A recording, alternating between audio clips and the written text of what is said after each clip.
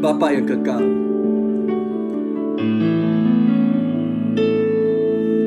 kasih yang sempurna telah ku terima darimu, bukan kerana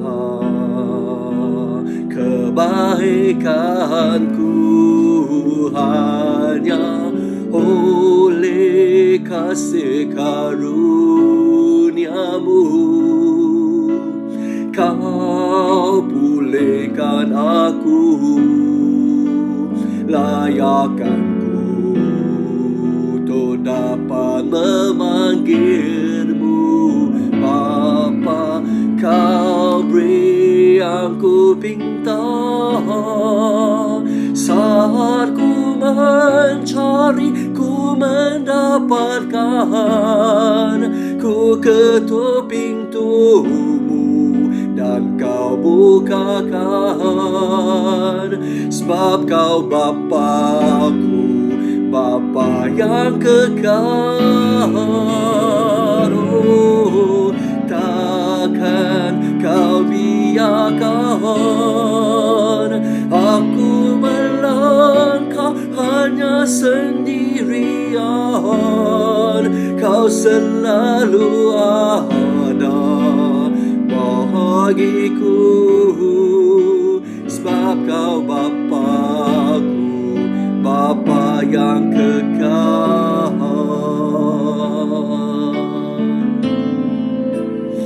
Mari kita bersatu dalam doa. Ya Bapa kami yang di syurga, termulialah nama-Mu Bapa. Kami bersyukur kerana kami boleh dan kami layak memanggil-Mu Bapa. Oh Bapa, siapakah kami yang layak memuji dan menyembah-Mu Bapa? Tapi Engkau pula yang memerhatikan kami. Engkau pula yang mengasihi kami, mengangkat kami daripada tahi, mengangkat kami daripada sampah. Engkau memberikan kedudukan yang begitu mewah, begitu indah kepada kami, yaitu boleh menjadi anak-Mu yang menggelar-Mu sebagai Bapa. Ya Bapa, pada pagi ini Bapa, sekali lagi anak ingin mendekati-Mu Bapa. Biarkanlah kami mendengarkan suara-Mu pada pagi ini, suara-Mu yang penuh kasih sayang ini Bapa. Berkatilah kami melalui saat teduh ini, melalui firman Kamu ini Bapa. Terima kasih Bapa, kami yakin Engkau sedang dan tetap berada di sisi kami dan menyertai kami. Dalam nama Yesus Kristus yang Maha Berkuasa kami berdoa. Amin. Okey, baik, mari kita membacakan firman Tuhan pada pagi ini. Mazmur 30 ayat 1 hingga 6. Mazmur 30 ayat 1 hingga 6 ya. Saya baca untuk saudara dan saudari. Mazmur Daud, lagu untuk pentadbisan rumah Tuhan. Aku memuji Engkau ya Tuhan, kerana Engkau telah menyelamatkan aku dan tidak membiarkan musuhku mentertawakan aku. Aku berseru kepadamu meminta pertolongan ya Tuhan Allahku, dan Engkau menyembuhkan aku. Engkau menghalang aku turun ke alam maut dan menyelamatkan aku dari dunia orang mati. Ya, ayat 5. Nyanyikanlah pujian kepada Tuhan, hai umat-Nya yang setia. Ingatlah perkara yang telah dilakukan yang maha suci, dan bersyukurlah kepadanya. Kemurkaannya hanya sekejap sahaja, tetapi kebaikannya berlangsung sepanjang umur. Air mata mungkin mengalir pada waktu malam, tetapi fajar membawa kegembiraan. Saudara dan saudari, kita lihat kepada ayat 5 dan ayat 6 terlebih dahulu. Ayat 6, dia kata air mata mungkin mengalir pada waktu malam, tetapi fajar membawa kegembiraan. Wow, saya baca di sini, saya pun diingatkan bahawa sebenarnya Tuhan yang mengizinkan waktu malam mendampingi kita, mendekati kita. Tuhan mengizinkan waktu malam melanda kita supaya kita boleh bersabar kepadanya, supaya kita boleh berehat di dalam Tuhan, supaya kita boleh menanti-nantikan kedatangan waktu fajar itu kan. Waktu malam kita menanti-nantikan kedatangan fajar. Dan juga waktu malam kita takut, jadi kita akan lebih mendekati Tuhan, lebih bersandar kepada Tuhan. Kerana waktu siang kita mungkin lupa Tuhan, kita bersandar kepada kekuatan diri kerana boleh nampak, kerana boleh kuasai. Jadi kita tidak perlukan Tuhan. Tapi waktu malam ingatkan kita bahawa kita ini begitu kecil, begitu lemah, tidak berdaya. Jadi kita akan mendekati Tuhan, bersandar kepada Tuhan. Bahkan waktu malam mengizinkan kita lebih mengalami lagi penyertaan dan pimpinan Tuhan. Itulah saya ingat, Tuhan yang mengizinkan waktu malam ataupun waktu kesusahan, waktu kesedihan, waktu kesakitan yang melanda kita. Jadi saudara dan saudari, dia kata, air mata mungkin mengalir pada waktu malam. Ya, saya yakin air mata bagi tubuh kita, air mata adalah sesuatu yang sehat sebenarnya. Kadang-kadang kita menangis pun baik untuk imunisasi dalam tubuh badan kita, kan? Jadi saudara dan saudari, kerana selepas mengalami air mata, selepas menangis, saya yakin kegembiraan itu, kegirangan itu jauh lebih besar daripada kegembiraan biasa, betul kan? Seperti kalau kita, macam saya, kalau tahun lepas ada masalah hubungan dengan beberapa orang kawan, jadi selepas waktu mengalami kerosakan ataupun perpecahan hubungan itu, saya rasa sakit. Saya menangis. Tapi setelah menangis, tahun ini saya rasa hubungan saya dengan mereka jauh lebih baik, jauh lebih rapat dan saling memahami antara satu sama lain. Itulah yang saya boleh ingat, bahawa kegembiraan selepas air mata itu jauh lebih besar daripada kegembiraan yang lain.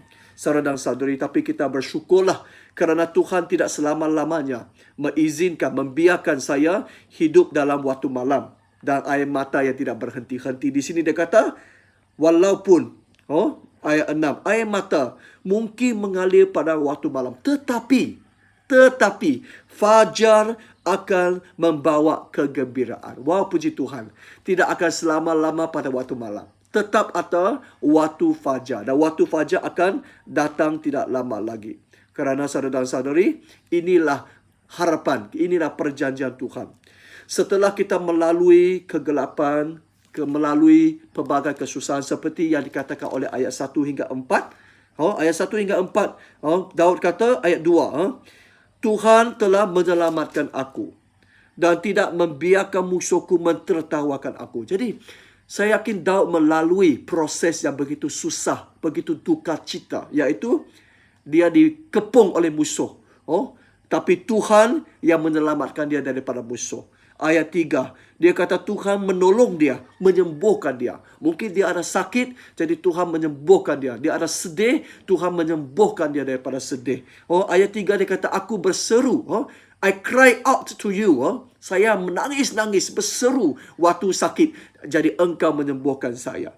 Ayat 4, engkau menghalang saya daripada orang mati. Daripada mati. Saudara dan saudari. Nah, setelah melalui segala kesusahan ini, kesakitan, musuh ataupun kematian. Kalau kita sudah melalui semua masalah ini, saya yakin kita perlu buat beberapa perkara di sini. Ayat 5. Ayat 5. Dia kata, setelah kamu melalui semua kedukacitaan itu dan mengalami penyelamatan Tuhan, ayat 5 dia kata, nyanyikanlah pujian kepada Tuhan. Yang pertama kita perlu nyanyikan. Lepas itu, ingatlah perkara-perkara yang telah dilakukan oleh Tuhan. Kita perlu selalu, bukan sedang nyanyikan pujian, kita perlu ingat kembali apakah yang telah dilakukan oleh Allah. Dan yang ketiga, kita perlu bersyukurlah kepada dia. Jadi 3 perkara. Nyanyikan, ingatlah, dan juga syukurkan. Saudara dan saudari, saya yakin waktu kita melalui kesedihan, melalui masalah, bila kita selalu memuji, kita selalu mengingat, kita selalu bersyukur, saya yakin 3 perkara ini akan menjadi kekuatan bagi kita untuk terus maju ke depan. Betul kan? Saudara dan saudari, pengalaman kita dalam kegelapan, pengalaman kita dalam kesedihan, pengalaman kita dalam kesusahan tetap akan membantu kita lebih mengenali Tuhan, lebih mengalami Tuhan. Kerana sebelum ini kita mungkin hanya dengar ataupun tahu tentang Tuhan. Tapi sekarang setelah melalui segala duka cita, melalui segala liku-likuan ini, melalui segala masalah ini, kegelapan ini, waktu malam ini, wow, kita baru yakin, baru mengalami dan percaya dan tahu dan rasa bahawa Tuhan ini bukan Tuhan yang palsu. Tuhan tu amat Tuhan tu, betul-betul Tuhan ini yang benar, yang betul-betul mendekati kita, yang membantu kita, yang menyelamatkan kita. Saudara dan saudari, dan saya yakin semakin kita melalui waktu malam, semakin kita melalui masalah, iman kita akan semakin tabah dan semakin kuat. Amin. Seperti kita naik tangga, betul kan? Waktu naik tangga, susah ke tidak? Susah, letih. Apatah lagi bagi saya yang semakin berat ini, semakin naik tangga, semakin rasa lelah. Tapi kalau kamu tidak perasan, semakin kamu lelah, tapi kamu semakin berada di kedudukan yang lebih tinggi. Bermaksud lebih dekat dengan hala tuju itu. Saudara dan saudari, bermaksud setiap kegelapan, setiap masalah sebenarnya membawa kita menjadi orang yang lebih kuat, lebih kuat, lebih kuat dan lebih sempurna sama seperti Tuhan Yesus. Saudara dan saudari, lihat kepada hidup Tuhan Yesus. Dia juga banyak mengalami, betul kan? Mengalami pengkhianatan, mengalami penganiayaan, mengalami fitnah daripada orang Farisi, Saduki dan juga imam-imam agung. Saudara dan saudari, semakin mengalami kesusahan, Tuhan Yesus semakin kuat sehingga dia boleh menanggung kesusahan yang semakin besar sampai akhirnya dia mati di atas kayu salib. Betul kan? Untuk dosa kita, dosa kamu dan saya. Kalau dia tidak melalui carpenter, tukang kayu, kalau dia tidak melalui fitnah, kalau dia tidak melalui masalah-masalah, saya yakin dia mungkin tidak tahan kesakitan di atas kayu salib. Tapi oleh kerana dia telah pun melalui 1, 2, 3, 4, 5 dan banyak kali kesusahan, akhirnya dia tahan untuk menanggung kesusahan yang paling hebat di atas kayu salib. Saudara dan saudari, inilah kita. Tuhan mengizinkan waktu malam. Tuhan mengizinkan masalah melanda kita supaya kita semakin matang, dewasa, semakin kuat. Saudara dan saudari, macam kali ini waktu COVID-19. Saya sebenarnya bukan seorang yang pakar multimedia. Saya langsung tidak pandai buat rakaman. Saya pun fikir-fikir apa yang boleh saya lakukan untuk jemaat saya. Jadi saya pakai 2-3 hari mengkaji, cari dari sini, dari sana, mengkaji dari Google, apa yang boleh saya lakukan, apps ataupun software apa yang saya boleh pakai untuk pada masa yang sama menayangkan video dan juga menayangkan PowerPoint. Saya tidak pandai, tapi semakin saya mengkaji, akhirnya saya jumpa satu apps yang bernama iMovie yang mengizinkan saya untuk buat. Dan pada hari pertama saya pakai 4 jam untuk upload video saya. Tapi sekarang saya hanya perlu memakai 30 minit cukup untuk upload video saya. Wow, saudara dan saudari, tengok, semakin melalui kegelapan, kesusahan, kita semakin matang, semakin pandai, semakin kuat. Amin. Jadi saudara dan saudari, jangan mengadu. Jangan mengadu di waktu malam. Jangan mengadu kalau waktu malam kamu itu macam sangat panjang. Kerana semakin panjang waktu malam, semakin kuat iman kita. Amin. Saudara dan saudari, saya telah pun berapa tahun, 12 tahun menjadi pastor. Saya imbas kembali. Dalam proses menjadi pastor, memang tidak lancar. Banyak kesulitan, banyak masalah.